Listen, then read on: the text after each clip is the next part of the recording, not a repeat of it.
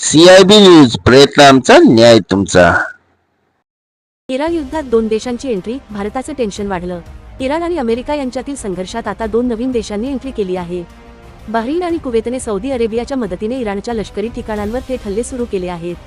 प्रत्युत्तरादाखल इराणने कुवेतमधील अमेरिकन लष्करी तळांना लक्ष्य केले. या वाढत्या युद्धामुळे होर्मुझ सामुद्रधुनीतील तेल पुरवठा विस्कळीत होण्याची भीती असून यामुळे भारताची चिंता वाढली आहे. तुकाराम मुंढेंची मोठी कारवाई. अन्न आणि औषध प्रशासनाचे आयुक्त तुकाराम मुंढे यांच्या मार्गदर्शनाखाली वाशिम शहरात पान टपऱ्यांवर मोठी कारवाई करण्यात आली. अन्न सुरक्षा कायदा व परवान्यांचे नियम मोडणाऱ्या अनेक पान टपऱ्यांना पथकाने सील ठोकले आहे. या कारवाईमुळे शहरभरातील व्यापाऱ्यांचे धाबे दणाणले असून कडक कायदेशीर कारवाईच्या भीतीने अनेकांनी दुकाने बंद ठेवली. नियमांचे उल्लंघन करणाऱ्यांवर कडक कारवाईचा इशारा एफडीएने दिला आहे. जैन सेडनी सरकार झिंजा उपटल्या. राज ठाकरे.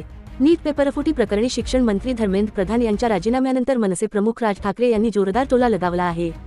जैन सेड तरुणींनी सरकारच्या झिंजा उपटल्या अशी प्रतिक्रिया त्यांनी दिली. हा राग आता प्रधानांवरून थेट पंतप्रधानांवर गेल्याचा दावाही त्यांनी केला. या ऐतिहासिक विजयाचा जल्लोष करण्यासाठी उद्या मुंबईतील शिवाजी पार्कवर अभिनंदन सभा आयोजित केली जाईल असे राज ठाकरे यांनी जाहीर केले. महाराष्ट्रात पावसाचा जोर वाढणार, 14 जिल्ह्यांना अलर्ट.